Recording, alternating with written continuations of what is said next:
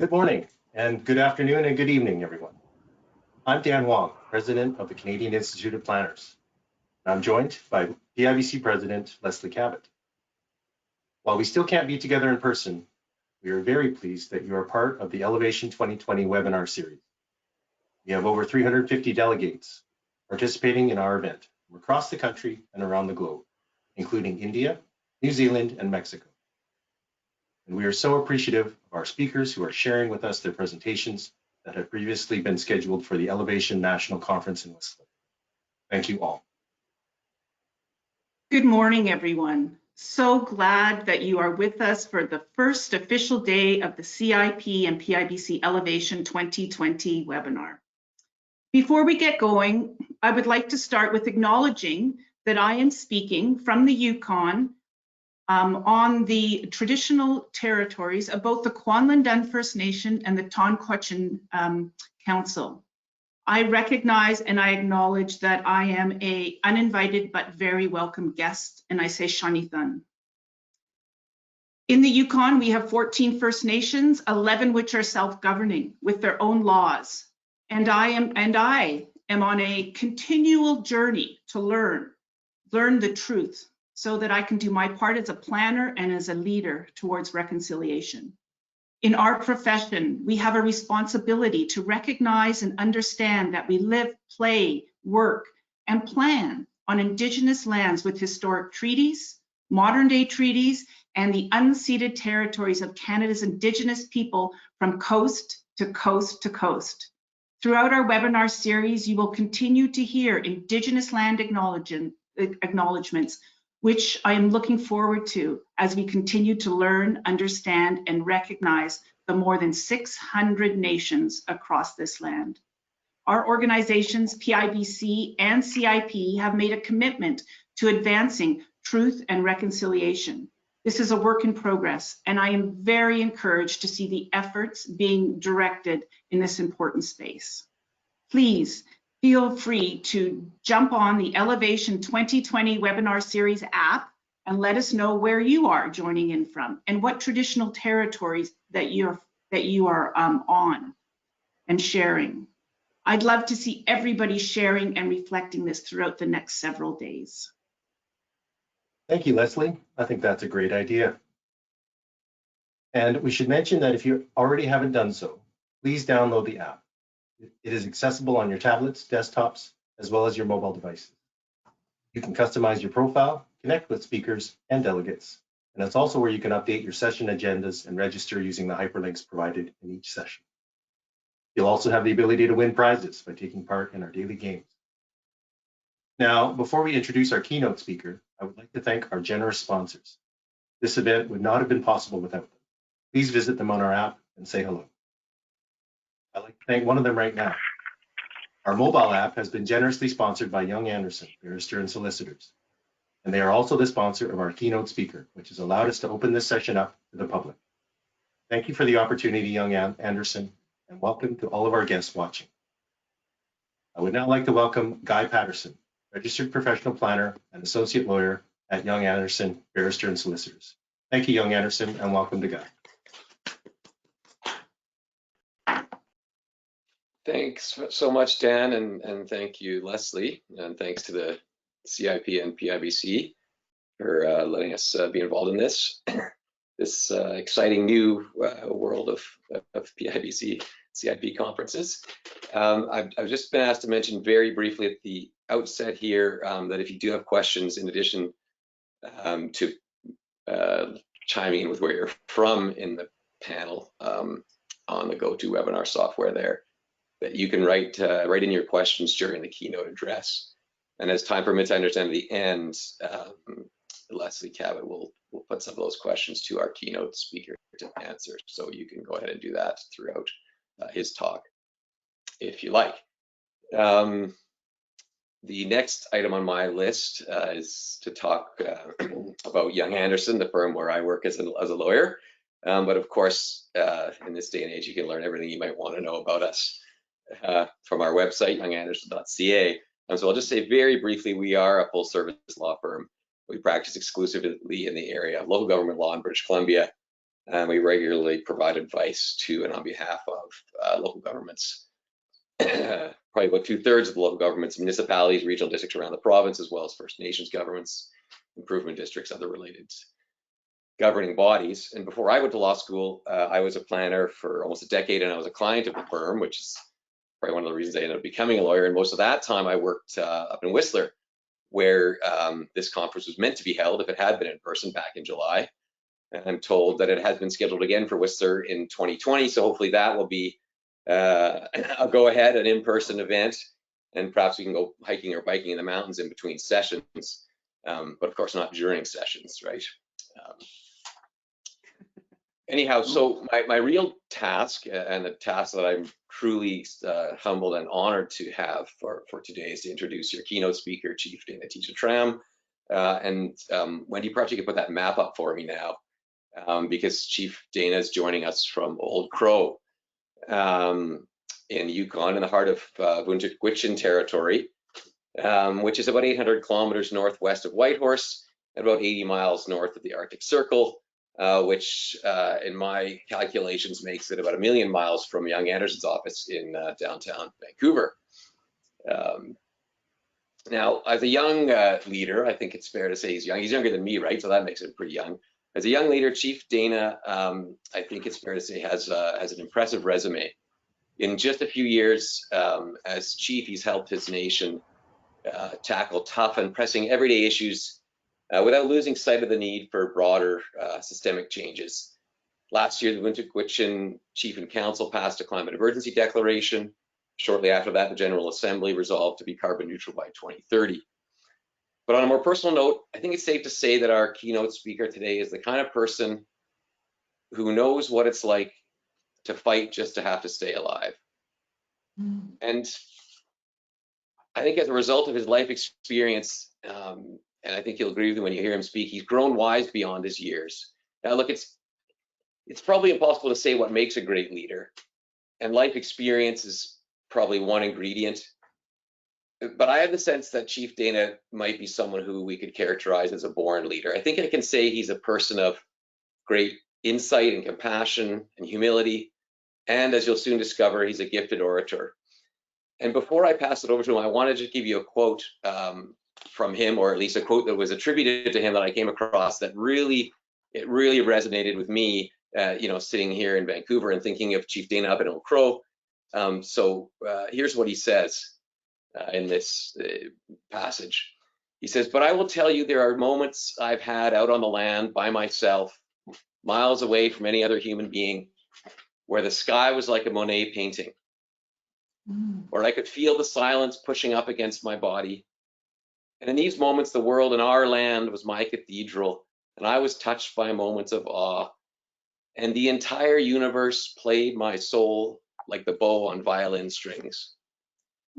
And these moments are not ones that can be afforded to you on a SkyTrain in Vancouver or in a skyscraper in downtown Toronto, or locked away at your desk in a university under fluorescent lights." So when I read that, I just thought that, maybe my life in downtown Vancouver and Chief Dana's life aren't so far apart at all, because I just really felt like that resonated with me. And so with thanks to CIP and PIBC, it's really my pleasure to hand over this virtual podium to Chief Dana Tizya Tramm.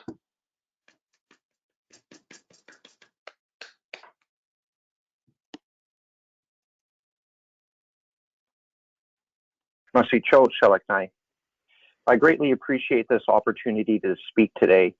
I think it's really a sacred duty, and one that I don't take lightly.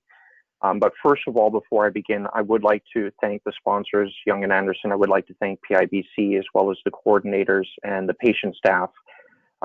This is an incredible opportunity for me. But I would like, first of all, before I begin, to describe where I'm speaking from. Not just my traditional territory of the Vuntut Gwitchin within the Gwitchin Nation, with archaeological evidence just outside of my community that could possibly show presence to about 24,000 years ago in the Bluefish Caves. But moreover, in my indigenous culture, it allowed me to reach through the contemporary winds of the economies and pop culture, as I lived down in Vancouver for some time as well, but through the interchronological community, through our elders and our grandchildren. It allowed me to reach far into our past, down the ancient roots that are connected to the land.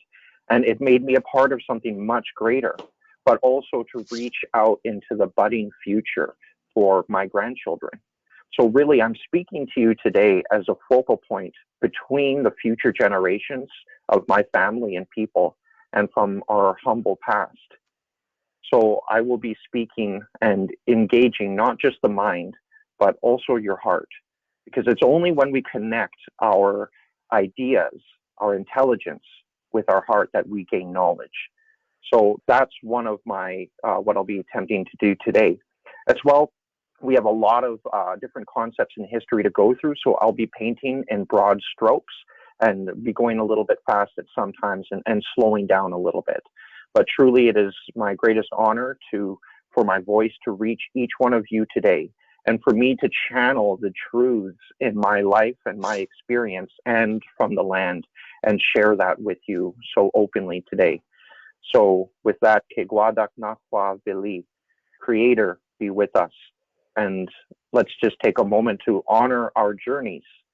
Each individual, what we've experienced to come to this moment, to this day, expanding on what it's taken for our human species to come here, for all of life to evolve on the planet, and all of the energy and entropy through the universe of 13.8 billion years.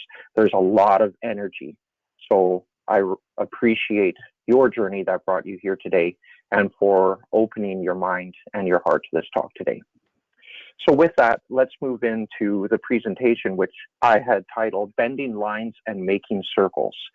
So this will make more sense towards the end of the presentation. Sai, next slide, please.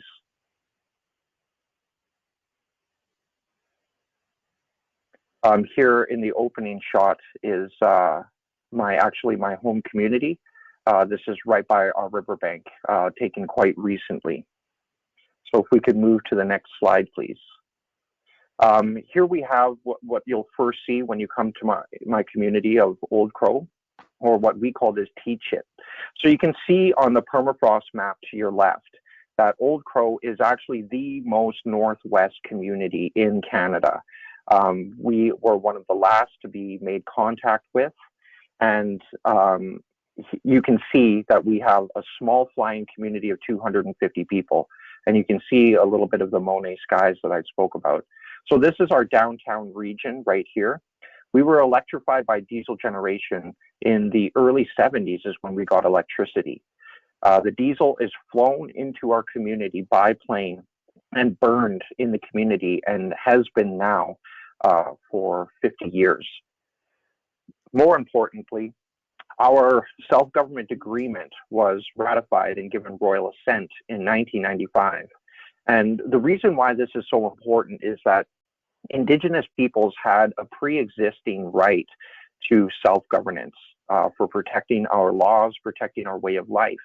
Now, if we remember back to Lord Byron, we have to understand that Canada is actually technically somewhat of an anti-United States nation, as through the British Tea Act and other ignorant policy, it forced the United States to move away from the crown, which is actually not what the colonies wanted at the time. But Lord Byron wrote in some very apt letters to the UK Parliament. He said, if you want to lose Canada, continue with your policy. If you want to keep Canada, give them dominion. And so as we look to this relationship with Indigenous peoples and the Crown or Canada, dominion is very powerful. And it's something that I've witnessed moreover through my time. It's actually the future of this country. And I think the future for a lot of different respects in spheres such as the financial, industrial. This is a time where we should really be looking seriously into decentralization, as our community has every intention of being self-determining and self-sustainable, as we always were. Now, that was destabilized by the presence and influx of different cultures, having no access to any meaningful economic escalators, rising up in the economies, as well as education. We've largely, as Indigenous peoples, been left out of these very important spheres that have not allowed us to enjoy the jet streams of modernization. However, with that problem also comes an opportunity. As we've been left behind, we now have the opportunity to jump ahead with technologies in governance, etc. So the self-government agreement is a legal and fiscal technology that plugs our people and community into modern systems. Now, what's going to be very important for Indigenous peoples moving forward, as there are 634 First Nations in Canada, but only 26 with modern treaties. If we're not careful, these modern treaties and these legal and financial instruments have the potential of further colonizing ourselves. But if we remember who we are, where we came from in the land, and keep that strong, we can use these legal, fiscal technologies and agreements to help our treaty partner through decentralization, taking capacity off, and pushing Canada ahead by finding the policy and other mechanisms where we can leave a legacy for both of our nations, as they all already are one, to move like one. Next slide, please.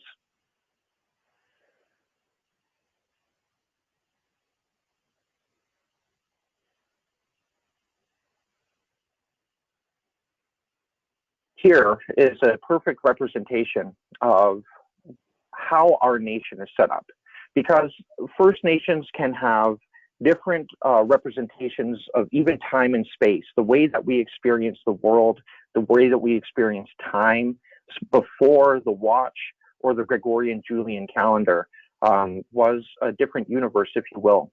On the map here, pay attention to the dotted lines, and those are the territories of the Yukon Territory, and to the left on the picture is the Alaska. But the different browns that you'll see superimposed on this map will show the migration routes of the porcupine caribou herd. Now they calve in northeast Alaska, and their cycle moves them through the Yukon into the Northwest Territories and back. And this is a cycle that they've created for about 1 million years now, and have helped my people through an ice age, and we continue to live with them to this day. The porcupine caribou are one of our greatest teachers. They still continue to bring us out on the land. They bring our youth out there into the experiencing to start metabolizing their landscapes, their areas, seasons. That's when they begin their observational data. But the baton that is passed down to them from other elders is what the regions, areas were like at their time. All of these animal migrations is a segue for us to enter the square dance, if you will, on the land. So our borders, our way of life is framed by animal migrations, by mountain ranges, by rivers. So we are a completely land-based people, and still so today as we begin this voyage into modernization. Next slide, please. And this is an important concept, as the caribou in our consideration are their own type of energy. If you think about what the caribou are doing in the northern plains of Alaska, they are ingesting cotton grasses and lichens, nutrients that they were created through chloroplasts and photosynthesis from the sun. And the caribou retain those nutrients and deliver them across an ecosystem, strengthening animals and ecosystems and driving them in the north. So this in and of itself is a renewable, self-sustaining energy system that we have access to, far more intricate and advanced than any technology born from man. As today we receive rice and flour from airplanes. The caribou and the existence we've created with animals is far stronger than that. But on the next side of things, what we are experiencing as a people in the North is unprecedented change. You can see in the slides here, this is right from my region. Last summer, the summer before last, we had about 26 fires in our area. They were mostly in Alaska. The year before that, they were all around our community, but it included the sun all day.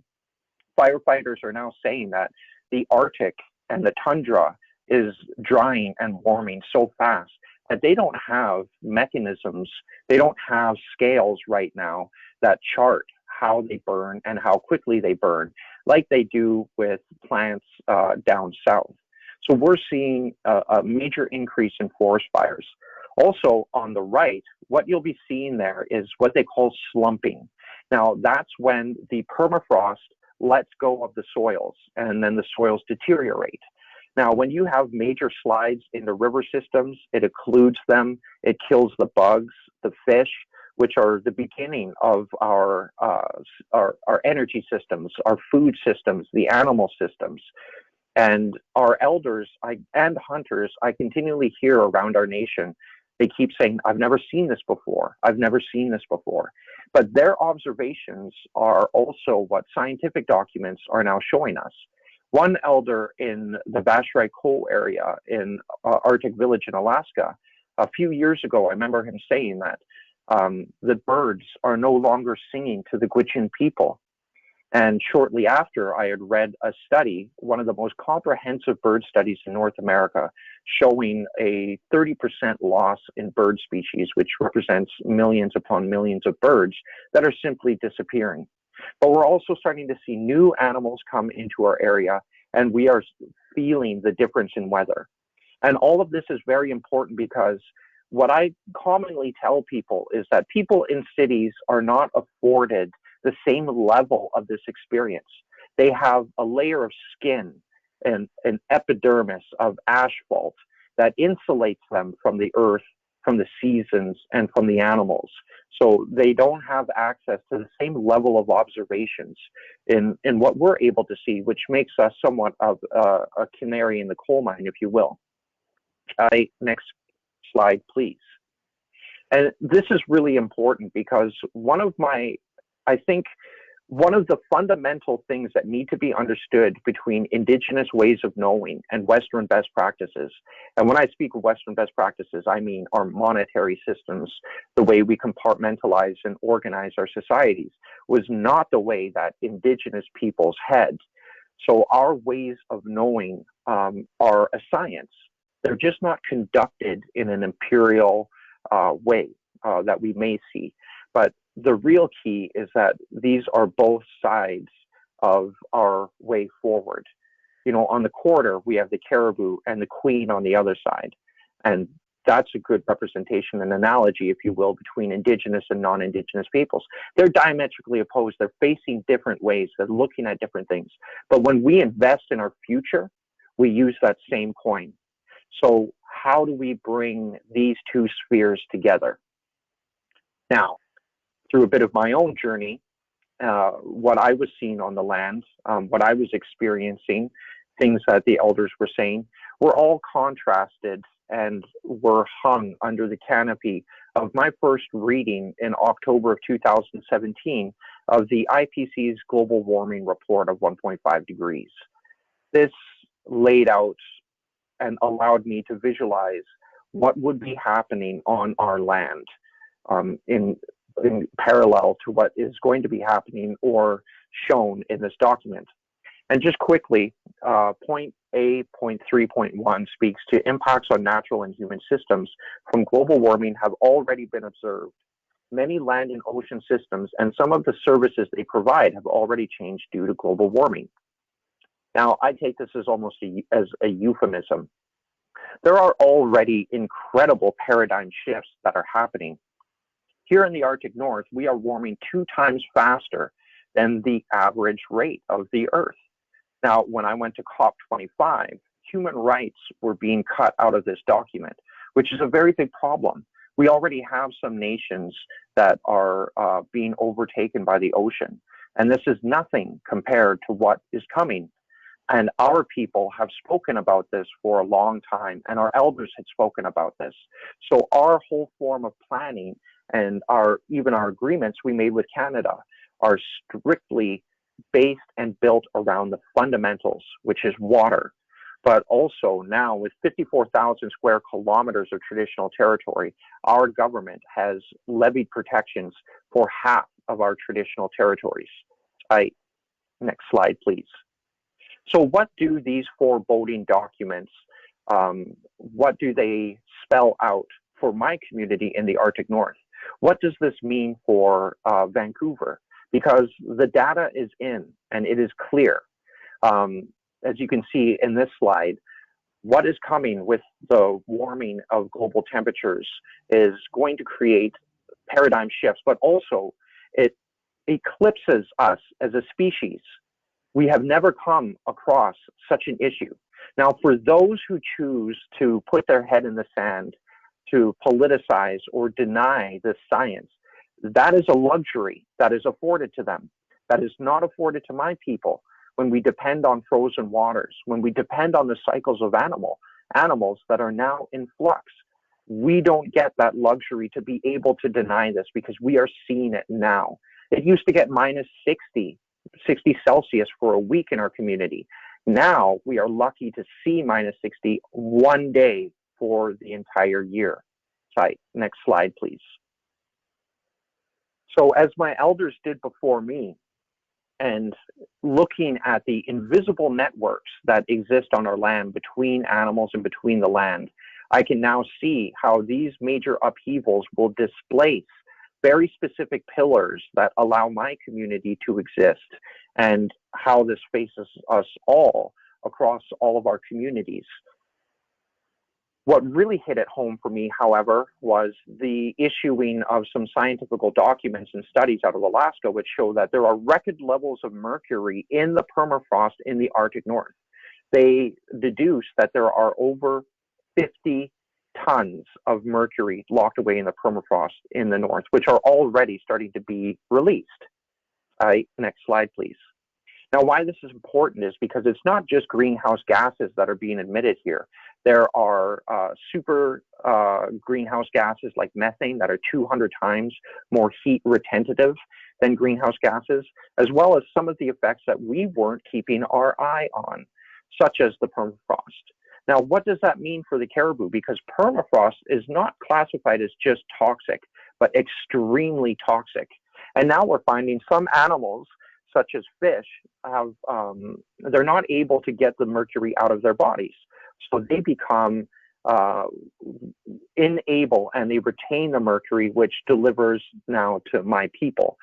And so we're facing and looking at a complete disruption on the fundamentals in the animal cycles. And we now have to start worrying in a pristine environment about what kind of toxicity levels our animals are going to be exposed to, because remember, this is an eventuality. Next slide, please.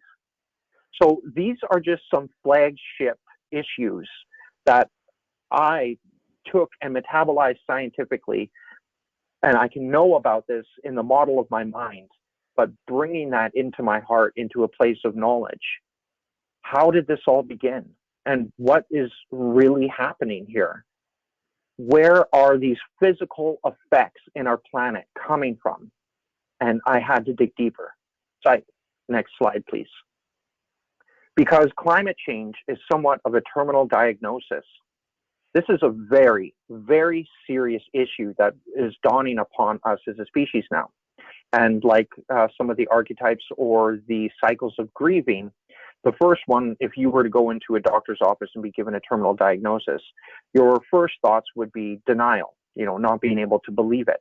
Then comes anger, bartering, all of these emotions until we get to acceptance. This is what we need as individuals and collectives. We need to get past our denial, and we need to get angry, but we need to move through that anger, get through the bartering, and come to a place of acceptance, because we have every tool available and we can make this difference. It's just about aligning the political and personal truths with the objective truth that is upon us now. But let's take a quick look into where all of this began. Now, here we have in front of us some of the revolutions that we have gone through. What laid the basis, as Jared Diamond writes, It was guns, germs, and steel. This being ascertained by major colonists allowed them to create the basis, and then coming through to South America through Christopher Columbus in 1492, and the Potosi silver mines and some of the first international economies. But it was really the elements, as Charles C. Mann writes in 1493, it was the elements of steel, steam, and rubber that allowed for the mechanization in the Industrial Revolution. And that exploded and changed production and our outputs. It also came with monocultures, planting. This had been going on for some time, but really took off with our agricultural industries, which started informing our societies. The next big step was the electrical revolution.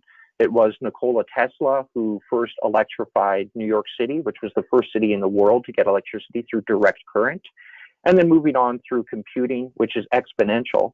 And now we are in the fourth industrial revolution, which is called the intelligence revolution, which I think strictly pertains to our toys and mechanisms at this point. Next slide, please.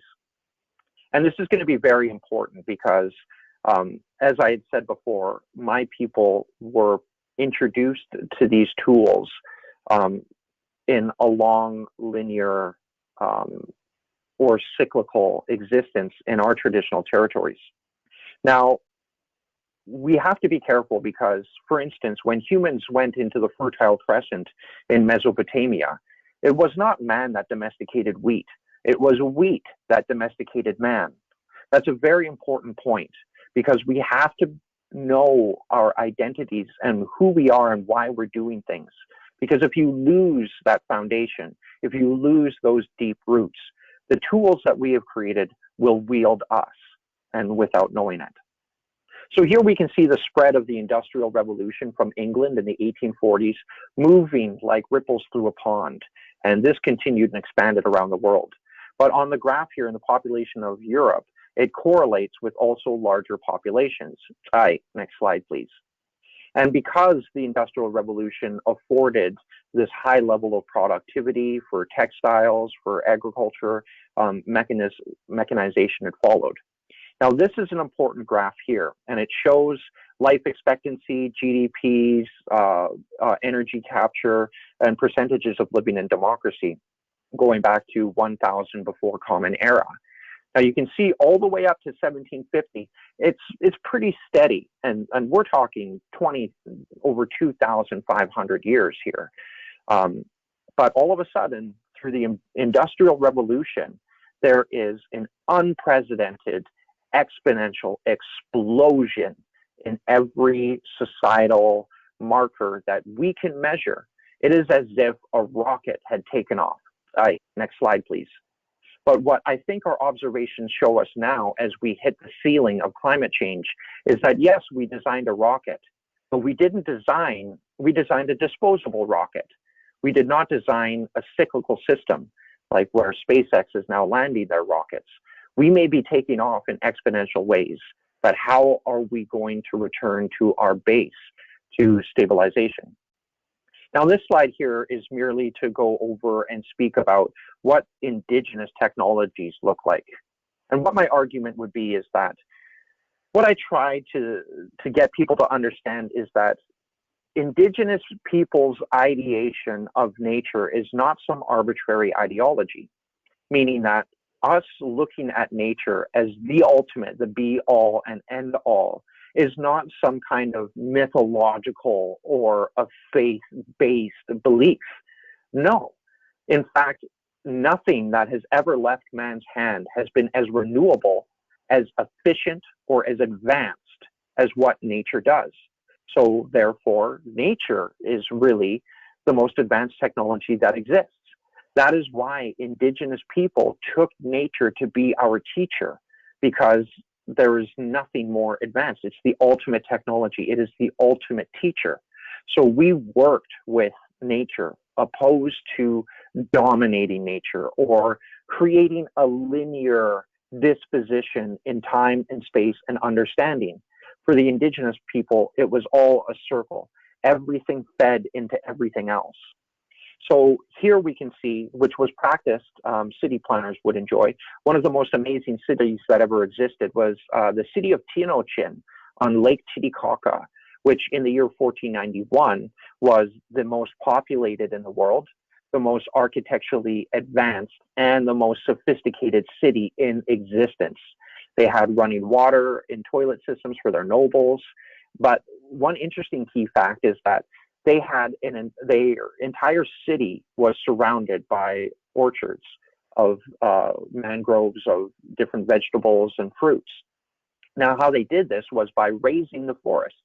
They would literally light the forests on fire, and all of the nitrates would be put back into the soils as long as you don't cook the soils.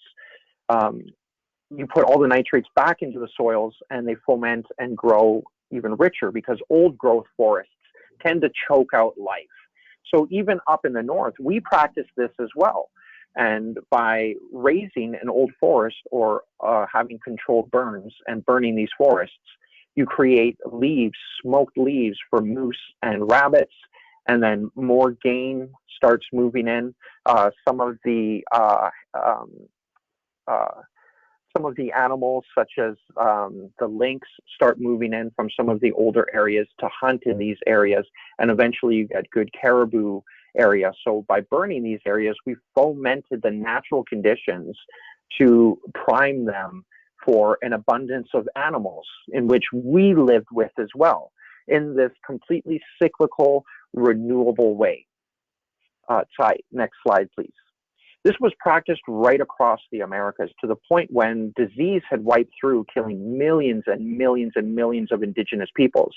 There is now a thinking through NASA studies that this is what led to the mini ice age in Europe.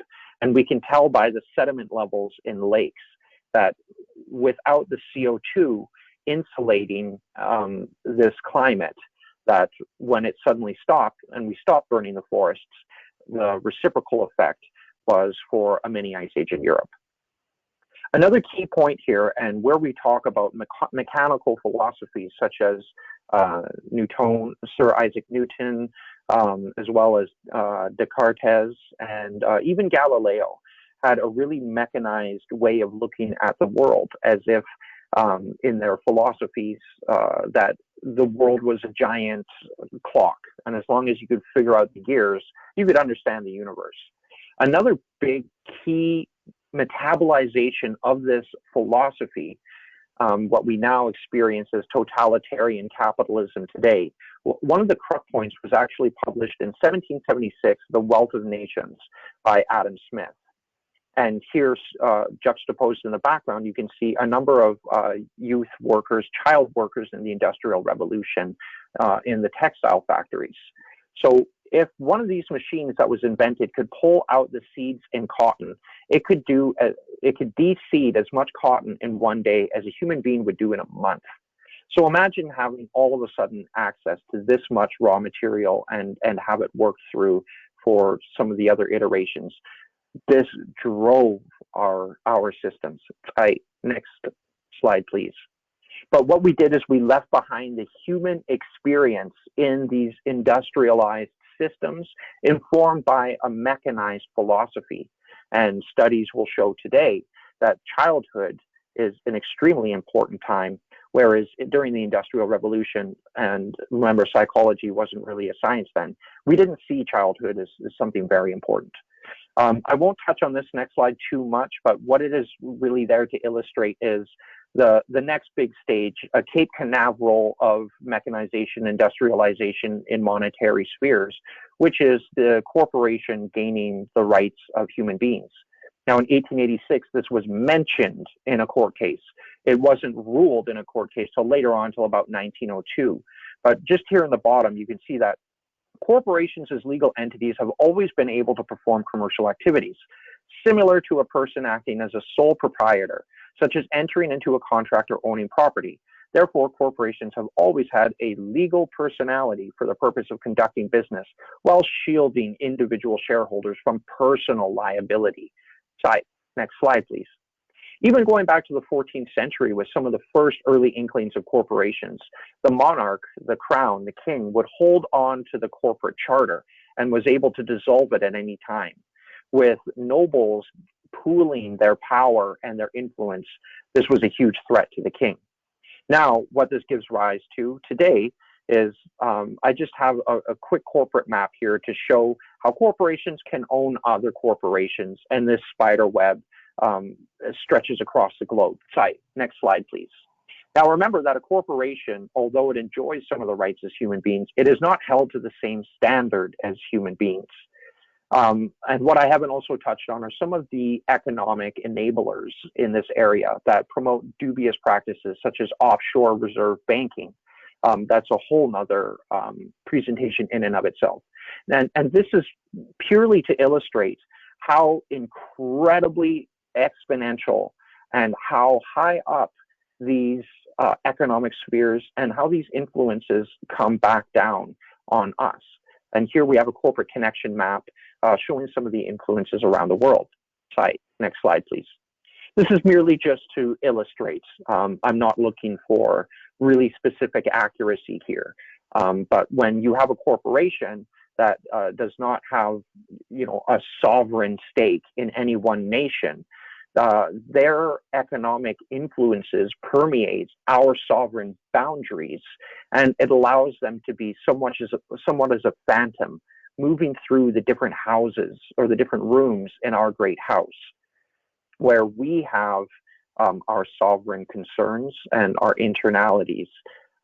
They move through superfluous through all things. So how can we influence and bring some of these economic esoteric circles by unlocking them? And I'll go into that as well. Because if a small community of 250 people north of the Arctic Circle can do it, certainly it can be done anywhere around the world. But what I hope this goes to do is to paint a picture. Now, here we have a shot of New York City in the early 1920s. Now, a lot of kids were leaving their farms to go and work in the cities. And this was born and made possible by centralization, homogenization, and compartmentalization, all guided by the invisible hand, wielded by the tools, informed by an unbalanced worldview. The Industrial Revolution is when we began emitting greenhouse gases. Let me be clear that it was not the gases that were the issue. It was our way in which we saw ourselves as human beings balancing with the world. From the beginning of the greenhouse gas emissions all the way to today, it is a reflection of the imbalanced worldview that we carry, that the economic models do not encompass or respect in a meaningful way the pillars of our ecologies that allowed us to develop in the first place. And we are now profiting from ecocide. And during the beginning of the sciences and philosophies and a lot of the informing plumes that we now carry into society today, I want to be clear that there is no separation between economies, technologies, and philosophies, and they actually informed one another. Next slide, please. Because today we speak of sciences and their objectivity, but I think one of the things I enjoy about living in today is that even in my readings into quantum physics, we show that there is no such thing as objectivity. By merely observing something, we are influencing it. And this allows, in quantum physics, in my opinion, is somewhat of a limbic system and allows for that hallway between indigenous and non-indigenous systems. Next slide, please. Also, if we look at the city and centralization, homogenization, and compartmentalization, imagine, if you will, New York City. New York City does not produce its own food. Food is brought into the city, transported through ships and through trucks, and it produces a legacy of garbage. Now, here today, and remember, 100 years from 1920 is the blink of an eye geologically in time. If we could go back one slide, please. So this 100 years development and what you and I have inherited today, without giving it a full cavity search of this information before accepting and allowing these through our culture, through consumption, to inform our worldview, we have actually propagated and continue to practice this parasite of totalitarian capitalism, meaning that a parasite rewards the organism that it infects for feeding the parasite. As human beings, as organisms, as non-linear entities, we are practicing a linear form of thought that is not serving our future generations. And through our wallet, through our job title and our statuses, we are being rewarded, not by internal identifiers, not with how we identify with ourselves, but how society paints us as successful. So since its first step in the wrong direction, this was always a people problem, a perspective problem, a narrative problem. It has always been, and it runs through our minds to this day. And the tools are now wielding us. And we have begun to run in some very dangerous circles. Next slide, please. Actually, if you could skip the slide after that as well. So next 2 slides, please. So now that I've gone out of my way to really dive deep into just some of the milestones and landmarks in our journey as a species that have brought us here today, I myself am afforded a very different view shed on this landscape as coming from an Indigenous background as well and experiencing both systems. Can we move on from this next slide as well, please? When I was in the city of Vancouver, when I was, quote unquote, living it up, at 25 years old, I had my own house. I had a great job. I was offered 2 years of university in Bologna, Italy, also a job, 90,000 a year plus stocks in a company to open up a world-renowned gelato shop, a gelateria in Los Angeles. And I turned that all down and moved back to my community. So I've been through the modernized city as well as being out on the land and seeing the different pressures that bring people together and also pull them apart. But that's also what I now recognize, seeing into the mechanism of our country. I see a very large divide pulling Indigenous peoples and non-Indigenous peoples apart when really we belong together. Our way forward is in this coming together because Indigenous peoples are what in South America they call the long counters, or as I would say, we can still speak with the land. The land speaks to us, but not in English. It tells us so much about itself in its cycles, in the animals. Can we go back to the other slide, please? And it speaks through the climate, and we still hear it. And we remember the ancient truths that allowed us to coexist in balance with our surroundings and with one another. And having major experience as well in the cities and things that can divide us. And I see continually how people are disempowered, that through, for instance, Indigenous ceremony, that identity is empowered in people and also contrasted to the society, which allows an invitation for someone to see themselves how they exist in that society. Whereas in contemporary, the only ceremony I really see is in graduation, where we wear some funny hats and we all throw them up into the air. So going through and recognizing all these major spheres, what are we to do? How are we as a small community supposed to create such large impact? We poured all of our thinking into this document, the Yendu Dini Do Jihi Jritnits O Nan Ha Declaration, which came from the words of one of our elders. And it translates into, after our time, how will the world be? So you can see in this climate declaration passed on May 19th of 2017, I could not have foreseen the effects of this. I could not have known what kind of bell I would have been ringing. But standing up, not against a colonial system, but for the colonial system to be bettered by Indigenous knowledge, for us to come together. For instance, a gun is not evil in and of itself. It's simply a tool. The gun saved my people from a lot of hard times and starvation, but you don't decimate a species with it, like what was practiced with the buffalo in eastern and in the plains in Canada. What I'm trying to say is that I see our economies and I see all of the tools that delivered us into this issue as that solution, because they're just tools. If we point that gun at one another, it does become evil. But if we point it at an animal to feed our families with respect and in a renewable way, it becomes a solution. The preamble in our document, which is also provided to you, read through it. And it's very important because we do not ask for help in this document. We put the world on notice where we are going as an Indigenous people, as what our perspective on the world is. Next slide, please. I really recommend to go through this document and to read it over and kind of dive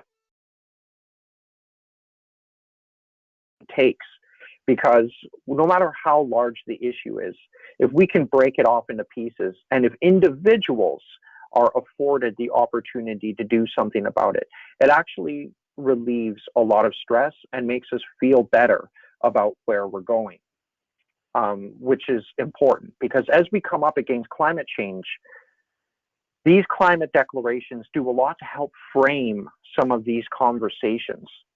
And remember that we are also in a time where some of the political truths are destabilizing the public dialogue in what's actually taking place. I was at a part of the Arctic Council, which is the 8 Arctic nations born from the 2006 Ottawa Declaration. I was there for the passing of the baton of the Finnish Normanship, or sorry, the Norwegian chairmanship over to, Finland. The Finns chairmanship over to Iceland. And it was at this meeting where, in front of 350 international delegates, Mike Pompeo, the foreign representative for the United States, stood up and denied climate change before the whole entire forum. If we can move to the next slide, please. And that was very dejecting and hard for everyone to hear as we were working so hard together to move forward. But some of my other experiences as well at COP25 was extraordinarily dejecting, and I left there feeling forms of despondency when we have international nations not willing to even discuss human rights being put into the Paris Accord. And I could see the writing on the wall, what that meant for my Indigenous community and other Indigenous communities. But maybe we should not put as much power and not necessarily faith, but we should not leave the job of climate change up to just international negotiators or international forums. We all have a stake in this. Every community should be having their own COP25 and these discussions. So here we can see the news picking up on our declaration, but it didn't stop there. Next slide, please.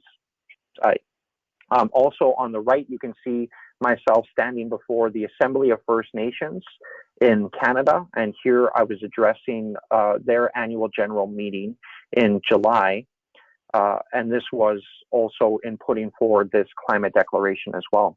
And there's a real key to this, because what you're doing in passing climate declarations, and this was passed by the Assembly of First Nations. Next slide, please. When you're able to get these mandates, when a declaration, it's actually an easy buy-in, it's politically safe, you don't have to pertain or tie yourself to very specific actions, although that is more effective. But what you're doing is you're creating mandates, and you're creating a basis, and other organizations that are doing this, you now have an opportunity to connect into them through this mandate and begin fomenting a lot of these peripheral opportunities, because our world is rife with solutions right now. It's about that coordination and implementation. So we have, after our declaration, the Whitehorse City Council declared a climate emergency, as well as eventually the Yukon government. Next slide, please. So here we see the beginning of traction being taken up, conversations being had, and forcing conversations to be happening at the tables where they need to be happening. But I could have never envisioned this going to international realms, where as a permanent participant on the Arctic Council, which means that we do not have a vote, but we get to speak at this international forum, an international declaration was also made. But here we have another news article about the umbrella organization, the indigenous organization in the Yukon, the Council of Yukon First Nations, as well as AFN in that region also signed on. Next slide, please. And here on the right, you can see a picture of myself coming up to a microphone. When you have this opportunity to speak, your words are simply that. But how do we create that effect of mandating people on the other side of the table? Now, unfortunately, the document didn't work out well in this iteration of the presentation, but this is myself signing the International Indigenous Peoples Declaration, which also speaks to a climate emergency. So they actually paraphrased specific parts of our document, and it's now internationally passed. Next slide, please. So here you can see how this declaration, and remember, we don't even know exactly how we're going to do this yet, but that is what is so powerful about our ability to vision and your ability to dream. Even if the science may be a nightmare, I have a dream. That dream is for my grandchildren to continue to live in my traditional territory, to be out on the land and eating caribou as our people have always have. And this dream allows me and my feet somewhere to land. All I have to do is jump, even though I may not see exactly where that may be. So here we can see some more articles where this climate declaration was also passed in Alaska. Next slide, please. And actually, from an article on November 5th, you can see here that climate emergency declarations are growing. There are now 1,830 jurisdictions and local governments that cover 820 million citizens that right now are under these declarations. But you have to understand as well that these declarations are very important as they create dialogue in our communities and among our people. These conversations need to be had. We have to work together with one another and find these reasons for this cross collaboration. Now is not a time for separation. Those issues that may separate us are illusions and actually pathways into getting to know one another, as we are all people. As I am Vantat Guchin, from which translates into those who dwell among the many lakes. But for instance, out to the east, you have the Tetla Jagwichin, which are those who dwell of the headwaters. So we all, our frame of reference is all around the world, and that's how we define ourselves. That's our identities. But we also had a word for the non-Indigenous peoples when they came to our areas as well, which was the Chukjagwichin. If we could move to the next slide, please. The Chukjagwichin were those who dwelled under stone, because the people coming and were new to our area were using stone houses and bricks to lay their houses as well, which is something that we had never seen before. So we call them Chukjagwichin. So actually each one of you here today on this call are Gwichin as well. We are all Gwichin. It is just where we dwell and where we move from. And I can tell you that as a people in a very harsh territory, we understand partnership. We understand treaty. And when you have the environmental stressors like we do, we know that partnership is so much more powerful than anything that may divide us. Sorry, if we could just move to the next slide, please. And really, this is the opportunity that affords us now today in this world. But we do have a very large infrastructure to take apart in your mind, as well as represented in our countries and in our system. The Indigenous peoples, our rights, are insulated by the colonial policy that still holds our countries back and holds the Indigenous peoples from any real meaningful dialogue with the rest of Canadians. We are 5% the population in the country, and we have been trying to influence the culture of Canada for over 150 years. If we are only provided courtrooms and negotiation tables, that is the hardest way to affect culture. We are a partner and a teacher and a brother, but the rest of Canadians and the world is insulated from our teachings when our knowledge and our placement is undermined or undervalued. Remember that we came and still exist in the place that modern day societies want to occupy. If you want to see the future of Canada, look to the Indigenous communities, because it is in these communities that we are creating this balance between modern technologies and living with the land. This certainly isn't happening in Vancouver and in Toronto because of the pre-existing infrastructure, both through policy and actual city and engineering that exists. So here we see a resolution that was passed by my people for carbon neutrality by 2030. Now, this is really important because after we have a declaration, once we have set our intentions, you have to move forward. And I also had some resolutions move through AFN and Canada, aligning different promises and mandates to get all Indigenous communities off of diesel generation by 2030. So now you can see how these declarations ring a bell, and then you hold people to outcomes. This is going to be important because the level of change that we need to make is unprecedented, and it's across every sphere. But moreover, by just being affronted by the sheer challenge that we face, I will never devalue human ingenuity and our ability to come together, because we don't have this luxury or the time anymore to really sit back and just hope that someone else is really going to be dealing with this. We are fully capable of this.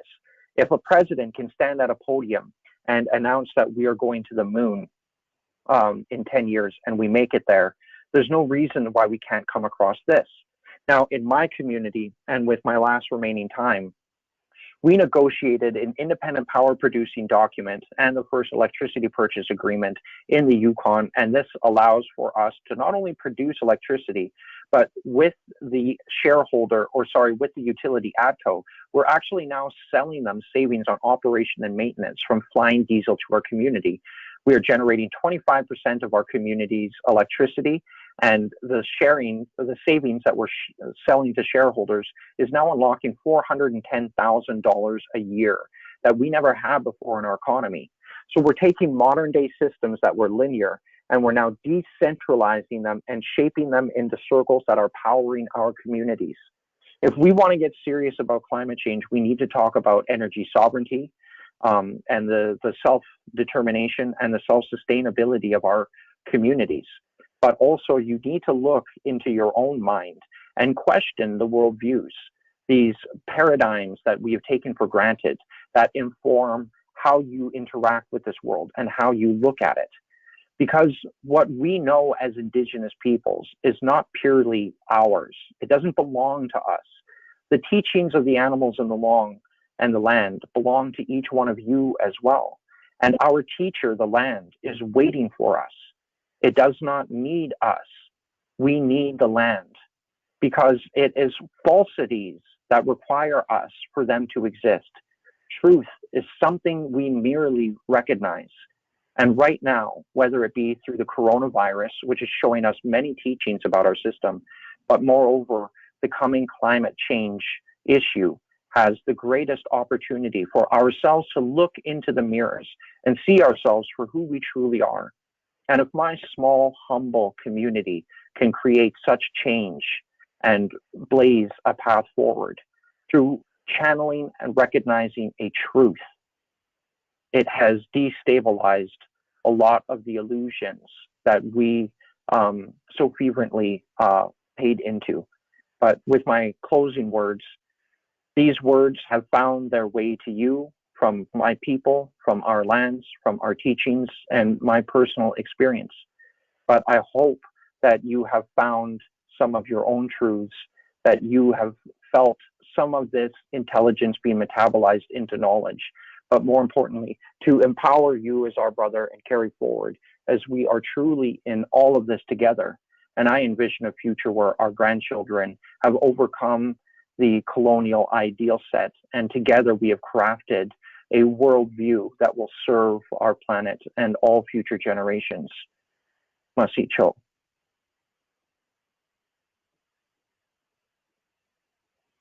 Masi Cho, Chief Tizya Tramm. Your voice reached us. Please know that your voice reached us. So, like I said, Masi Cho, as you said, we need to move past the denial, the anger, the bartering and negotiation, and get to acceptance, as your nation has.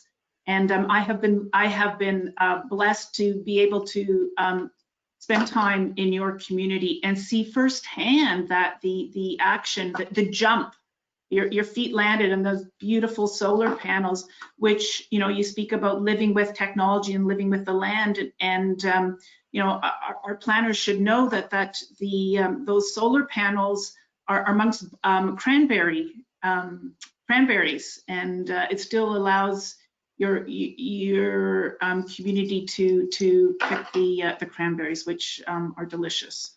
So again, Masi Cho, and we should mention that we have recorded the keynote address, and it will be available in the coming weeks on CIP's website on the Professional Learning Hub. As I'm sure many of you will want to share this very powerful and meaningful keynote with your colleagues who are unable to participate with us today. Now, not unsurprisingly, we have some questions from the audience, and we'll try to get through as many as we can as we have time left. So I need to pull them up here to see them. From a planner in the audience, says Masi Cho, wonderful presentation from Chief Dana Tizya Tramm, and thank you for sharing your many truths. My question is about the International Climate Change Declaration that was made with the Alaskan Federation of Natives. What was that made with the Alaskan Federation of Natives or with the Assembly of First Nations? Both. There was a declaration that was put forward by a 15-year-old and a 17-year-old with the Alaska Federation of Nations, but also Perry Bellegarde did sign a resolution that was voted on for the Assembly of First Nations. And I think that just on that note, what's really important is that as government, for the Vuntagwitchin government or the Canadian government, any government, our greatest resource is not money, it's the future generations. As Greeks put it, tabula rasa, blank slate. The minds of our youth, the human brain is an incredible tool, and what our youth are coming to terms with now, we need them to be the solution to what we need tomorrow. When we talk about that legacy of our infrastructure through politics, through policy, and through cities, it's really, as we move out of the baby boomer generation and we come into these new generations, they're going to be the real disruptors. And so it's really important because with our youth, they get it. And that's where our community got the mandate for the solar panels. And my whole community really gives a strong mandate for on the land. But this next generation is helping to articulate that. We have to engage the youth. We have to empower them. Thank you. Here's another question, and this is when you were talking about your comment on quantum physics. So the writer writes that it's an interesting comment that there can be no scientific objectivity, as just by observing one is also influencing and thinking. If you could speak a little bit about how this awareness influences your own leadership and activism. Very much so. And just quickly, I won't get into it, but for those interested, look at Planck's constant and the collapsing of probability wave functions, which beyond Planck's constant, the 14th decimal place, we're finding that through waves of probability, the universe chooses no state until observed. So it's only when something is observed that your brain has quantum ability to collapse probability wave functions and the universe chooses a state. Now, I know that's will get your mind in tangles, but I think this is really important because science is now coming to a point where it's starting to question its whole basis. So how this informs my leadership is that I actually try to eliminate Dana. Dana doesn't exist. Dana is a iceberg, and below the surface is my ancestors, and they worked so hard. This voice that I speak with is not my voice. This voice survived an ice age. It was carried by my ancestors to give to me, and it is owed to my grandchildren. So this is not the voice I speak to you with today. It is my ancestors and my grandchildren. So it's very important that when I'm making decisions today, when an issue like climate change or some of the colonial policy that gets oppressed upon my people, Dana can get worried and Dana can feel hurt. But through my culture, I'm allowed to experience other lives behind me and in front of me. And that lateralizes the stress, it lateralizes, but it also empowers me. And this is something that I really invite to others as well, especially through us moving forward, is that really there is no enemy. There is, and even climate change, like I said, it's a great teacher. It's really important that we take a look at what it's telling us and be honest about some of those lessons and honest about some of our mistakes, because nobody is perfect. And even when I speak about the mechanized philosophy, I'm not just cutting down a people. We're just being truthful here, because my people, the Indigenous people, we don't have all the answers, but we do have some of the paradigm fundamental worldviews that will help inform modern day tools and technology. So really, we belong together. And when we can create this oneness in our societies, all of our grandchildren will inherit a better world than we will. So I really appreciate that question.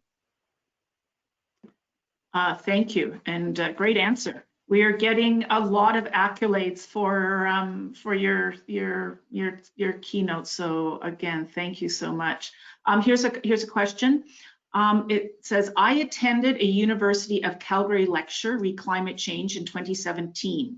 One discussion point was how sea levels are rising, but more disturbingly, land ice is diminishing, which is providing upthrust of the earth near the sea. Has your community noticed similar challenges near the sea and river areas, reflows, and are there plans to counter it? I noticed that under the solar panels, a fair amount of what appears to be ice has been preserved into the spring months. Lots fair. So just quickly, in the Arctic North, where we are seeing twice the amount of change, and in a slide before I showed some of the ice melting, which is very significant. We have an island in the Northern Ocean called Herschel Island. The entire island is falling into the ocean. The permafrost is letting go. All of it's giving way, and the animals are severely seems disorientated. What's happening with polar bears in the upper regions who are moving down south, and southern animals are moving north. We're now starting to see cougars in our territory, which had only started in the past 5 years. It's really stark, the observations. And let me be very clear about this, that any measurement that we can take, we are seeing changes. We are seeing changes in the plants. We are seeing new plants. We are seeing changes in the water tables. We are seeing changes in the permafrost levels, in the land, absolutely and we are twice as fast as the rest of the world. So what I'd like to say is that what I'm trying to get through in this presentation is everything has to do with our worldview up here, not out there or our skin color. What we do with our technologies and what they have done were born from our minds.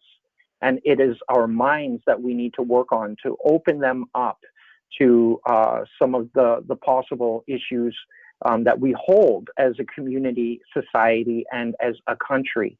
And this is really if we want to empower each other and move forward, because these changes are coming, whether we are ready for them or not. But remember that change has always been a constant. So if we keep running off of linear or worldviews that aren't actually, accurate with the living organism will move on without us. So we really have to rejoin the ecosystem, find our place among it, and quit trying to conduct the symphony. You know, maybe all we do is play the piccolo, or maybe humans should be playing the triangle, not conducting the whole symphony. But you know, ego, as Carl Jung talks about, is a very insidious, can be a very insidious issue. Let's see. Thank you. Thank you. Here's another one, another question. You talked about future of Canada, and we should look to Indigenous communities to learn from them. Could you speak to how social emergencies in Indigenous communities, for example, youth suicide and substance abuse, can be best addressed? And would declarations also be helpful? That's a very great question, and declarations would not be helpful, only because all that would really do would be to get us in the headlines. And that's not what we need. What we need are for spaces to be opened up on the land. And they're very right. We have 8 times the suicide rate amongst our youth in the north than the rest of Canadians. Well, let's take a look at why that is. If we look at the some of the documents, I mean, you have the Royal Commission of 1996 talking about what the TRC report recently is speaking about, and UNDRIP. But in Yukon, for instance, we have 60 years of studies showing that our children are not being educated. And today in the Yukon, less than 1% of the Indigenous students are graduating with their English 12 and Math 11. So how does that set them up? If we can't find this balance between our cultures that allows Indigenous peoples out onto the land where our settlements, what they were always about, we get stuck in this very awkward in-between stage. Are we a traditional people getting out on the land, or are we sitting in our communities with only access to satellite TV? So it's this very large identity question that Indigenous communities are facing right now. And that's why the modern treaty is so important, to allow us to self-determine, because what we've done with the solar panel, for instance, has never been done in Canada anywhere else.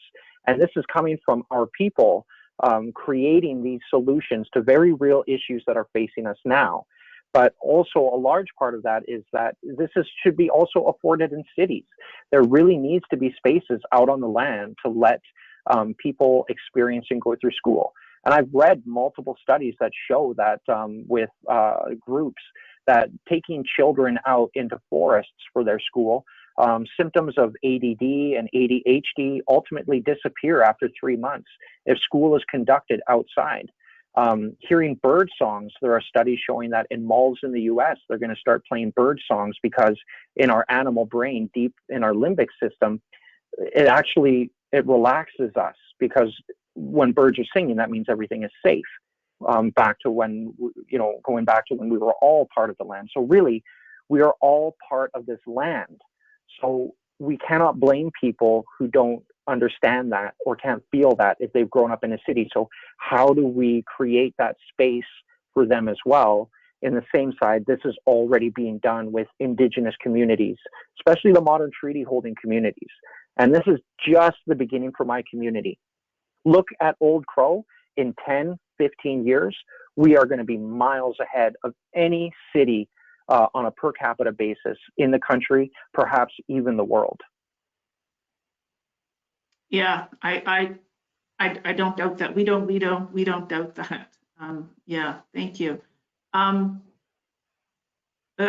was a very good question, because it is a national tragedy, and we need to do better as a nation.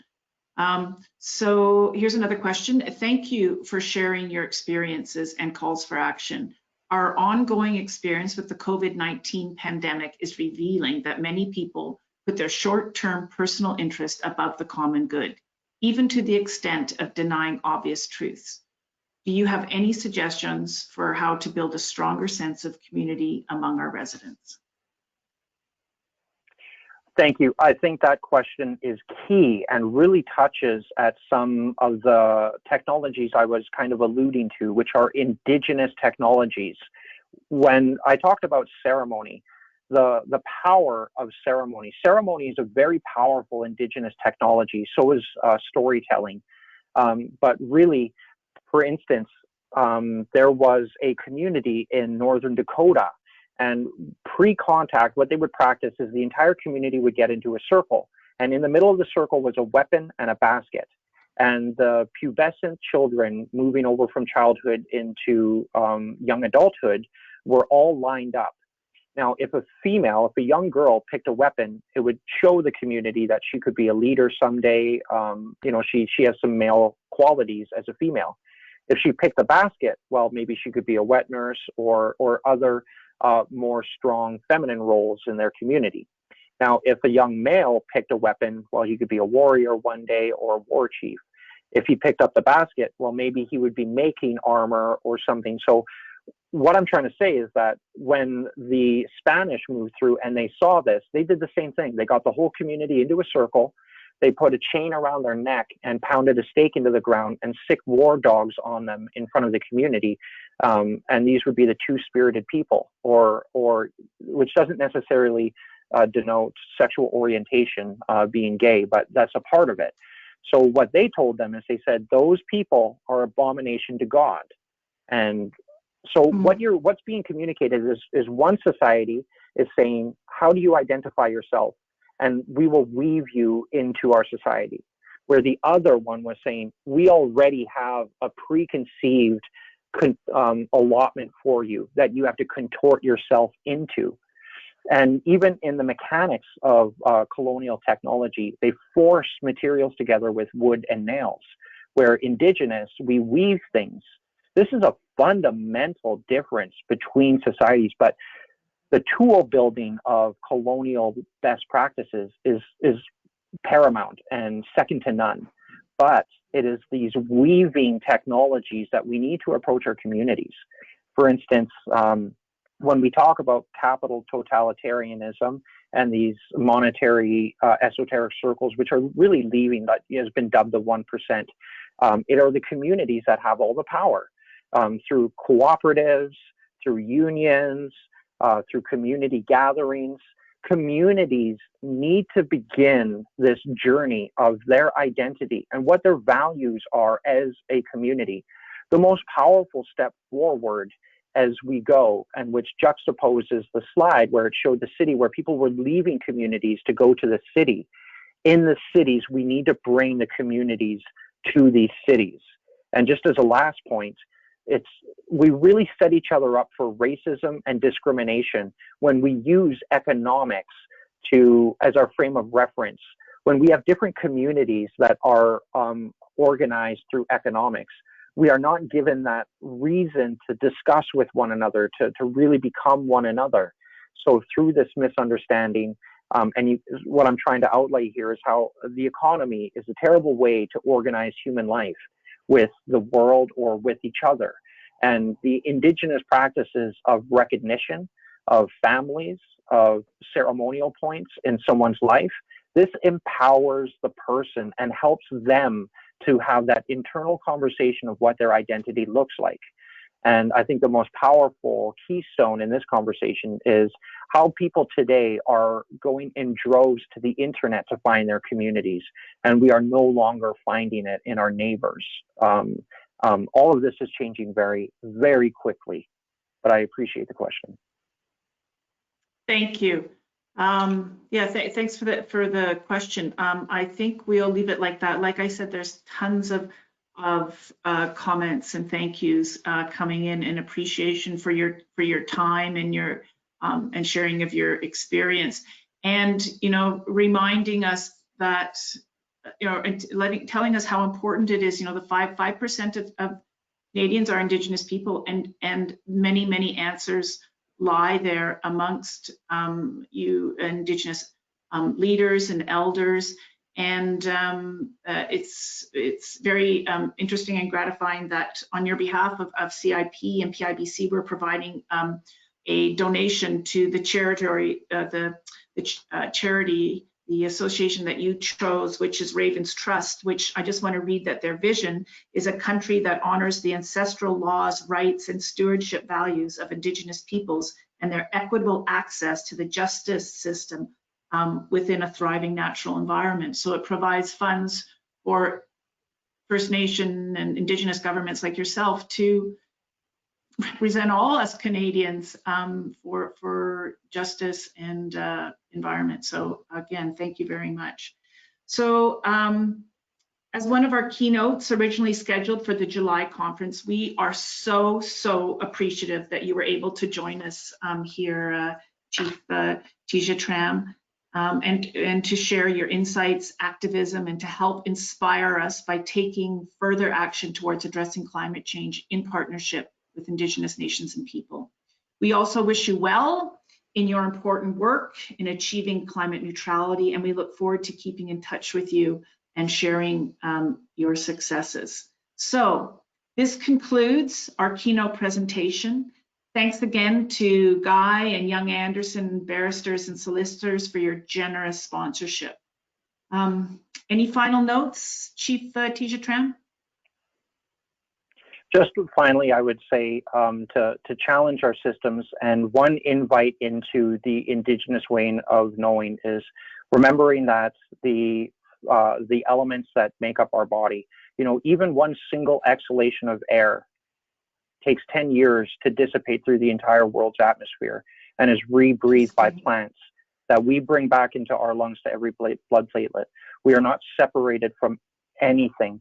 And even sometimes, if you can be conscious of this while you breathe, remember to reconnect to one another and to the planet, and bring our planning and our ideas and our legislation should be through these principles, and this climate issue will fix itself once we've fixed ourselves. Masi, for this opportunity, I greatly appreciate it, for the sponsors, to the PIBC, to allow the voice of my people to resonate across these modern technologies over the most ancient of principles is really an honor. Masi cho. Masi.